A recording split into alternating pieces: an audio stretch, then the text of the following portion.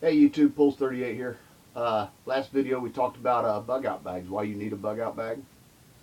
So let's assume everybody has one, some type of bag to put some things in. So what do you put in this bag? There's some items that you just got to have in the bag, I feel. There's some items you need to have in the bag, and there's comfort items, things that you probably don't need, but you're going to end up putting in the bag anyways, and then you're going to get the bag really heavy, and you're going to get a lot of blisters and pain, and you're going to hurt, and you're going to end up burying them somewhere because you don't really need them to begin with. Let's look at the three threes. You can't go 3 hours without a good shelter, and a lot of people might say, you know, I've been out days without a shelter. Well, get up here in the north and it's 38 degrees and it's raining, you need a shelter. Hypothermia sets in, you're pretty much dead. You can't go 3 days without water. You have to have water. Some areas you may be able to go a fourth day. Some areas you probably can't go a day and a half if you're down in the Arizona desert compared to being up in northern Minnesota. And then you can't go 3 weeks without food. Some people might be able to go longer. Some people may not be able to go longer, but that's pretty much an average. So let's look at the shelter. There's all types of shelters you can have. You can go and buy you a tent, a nylon tent. You can get them down to, you know, a couple, 2-3 pounds, which wouldn't be bad, be simple, be a nice shelter to have. When you get in these shelters, just be really careful what you put in that shelter to heat with. If you get cold, your family gets cold. Don't be sticking any source in that is going to take the oxygen out of that tent. With nylon, it'll take the oxygen right out of the tent, and you're going to die. It's just that simple. So you probably wouldn't last 3 minutes. So your 3 threes are shot. Just watch how you do that. You can also do a shelter. Go out and get a 4x8 shelter, a 5x10 shelter. There's all kinds of configurations you can set this shelter up in, and it will protect you from the elements out there. Your water. Obviously, you're going to carry some water with you. Hopefully, you're going to carry some water with you. I carry it in stainless. The reason I carry it in stainless is a couple of reasons. One, I don't like plastic. Two, I can boil water in that. Throw it right in the fire, pop the lid off of it, get my water and boil it, and then I can drink it. Plastic, if you're going to carry plastic, don't go get the little cheap, flimsy little plastic water bottles. You squeeze them and they feel like they're going to just snap and break on you. They're not worth the crap.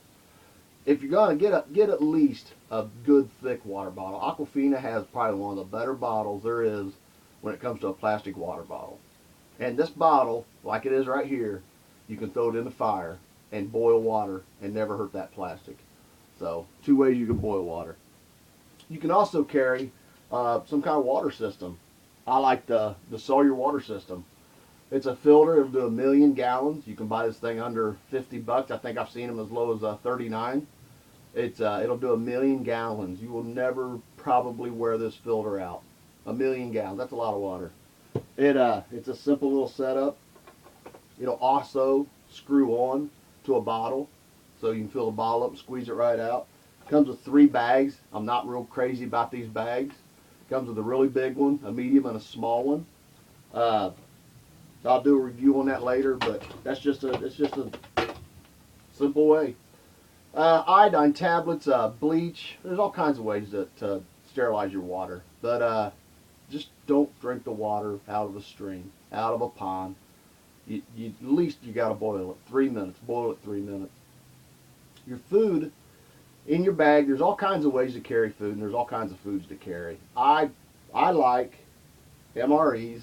And you take your MREs and you field strip them, and you take your main course, and then you take your crackers, your jellies, and all your little goodies, all your desserts and stuff in this bag.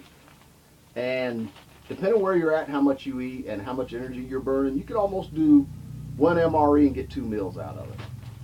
But there's not a lot of weight there. There's 2 MREs right here. So reality, I'd have an easy 3 days, maybe even 4th if I stretched it out and I'm not out there running from bears and bad guys. You can also go and buy Spam. It's cheap. It lasts forever.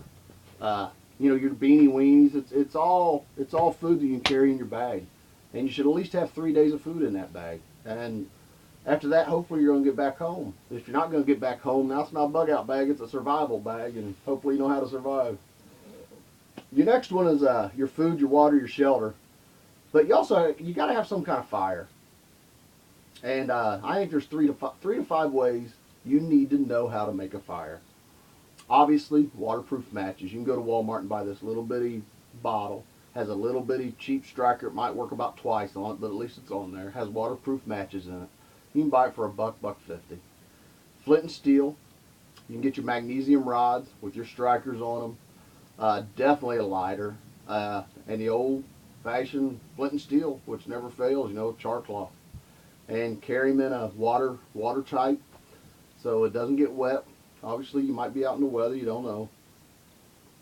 But that's the things you need to have. You need to have your shelter, some type of shelter. You need to have water and a way to make more water, sterilize it. And you got to have your food. That's your 3 threes. Now, once you get outside of your 3 threes, there's things that you need to have, and this is what's going to start weighing this bag down. Your water is really the biggest weight. It's basically 8 pounds, give or take a couple ounces per gallon of water. So you can't carry a lot of water. If you could carry tons of water, you'd have it made. But you need to have a first aid kit, obviously. You can go buy a cheap one. Personally, I think you can take a freezer bag and make your own first aid kit and throw it in there. It's up to you what you put in it, but think of the worst and expect the best. Flashlights. If you have flashlights, make sure you have batteries for them flashlights. Make sure you have a couple. 2 is 1 and 1 is none. And if you have 2 and 1 goes out, you still got that 1. But if you only got 1 and it goes out, you ain't got nothing. So make sure you have at least 2 flashlights. A headlamp and a flashlight would be good. And have batteries for both of them. And try to get it to where the same batteries fit in both of them. Knives. You need a couple knives. You need a small knife, and you need a knife that you can just beat the living snot out of. That's something you could split wood, chop wood, that'll do the heavy duty stuff you need. Gloves, rain suit, ponchos, your survival blankets. This is all stuff that you can throw in there.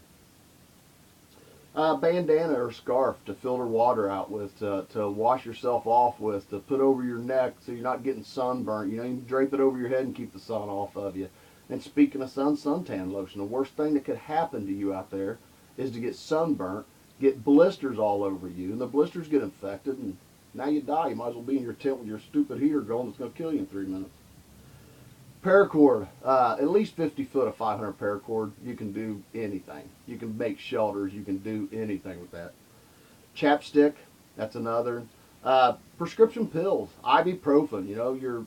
I'm not young. I go to walking with this pack on my back. My joints are going to be killing me. Ibuprofen would be very good for me. So, think of them kinds of things. Extra glasses. Do you need glasses? Contacts. Do you want contacts on if you're out in the area that's a lot of dust and wind, but you need a set of backup glasses to go with your glasses already. Safety glasses, clear safety glasses. If you got to go through the woods at night, if you've ever been coon hunting or military on maneuvers at night and you're running through the woods, you need to protect your eyes. So a set of clears is nice to have on. Prescription, we already did that. Compass and maps. Get some maps of your area. Know the little. You don't want to be on main routes. If something really bad, shit hit the fan happens, you don't want to be on the main routes. Everybody's going to be on the main routes. So you want a map of your area, and you want to know all the little parts of the woods. You want to know all the little county roads, the best way to get from point A to point B, and already have it planned out. Know it in your head, but have that map as a backup. Obviously, you're going to be carrying a gun. If you're not going to be carrying a gun, then so be it. But myself, I will be carrying a gun. And have some way to clean that gun. Otis makes the perfect little kit, and it's really small. It fits easily in your backpack, and it will clean just about any caliber gun that you're going to be carrying on yourself. There's all blankets, sleeping bags. There's some things you can carry in your bag. You need to personalize your bag for yourself. You need to, are you going to be bugging out? Obviously, you don't know. You're going to be bugging out in the summer or the dead of winter. You can set your bag up for the summer, but as long as you remember in the fall to switch that over to now it's ready for winter. And, it makes perfectly sense, because if you have a winter bag and it's July, there's a lot of stuff I don't need in that bag, and hopefully I'm going to be back home before winter. But also remember that this bag is a 3-day bag. It's a bug out bag, but it can turn into a survival bag. So have your bug out stuff, your necessities that you've got to have for the 3 days to survive, which is minimal. But remember, it could turn into 5 days, 10 days. You can maybe never go back home. You may be living this way for a very long time. So make sure you have the tools to do that. And just get on different channels, get on websites, talk to people. You know, think, what if I'm out, what is the one thing that I need that I don't have? And then put it in your bag. Take his bag out in your backyard, run around your backyard, pull the stuff out, use the stuff so you know how to use it. Use it at night so you know how to use it. Use it in the rain. Take day hikes with your kids. You know, go out and feed them the MREs. Know how to use all your equipment that you have. And like I said, hopefully it won't turn into a survival bag, but if it does, at least you have the things to survive. I want to give a quick shout out.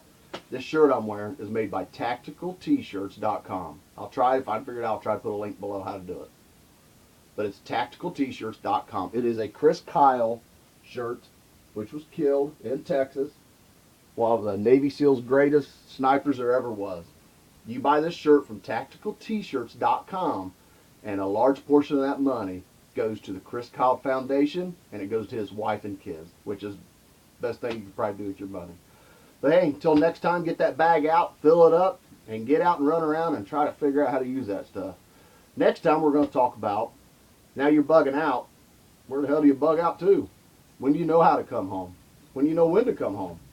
That's what we'll talk about next time. Until next time, be safe.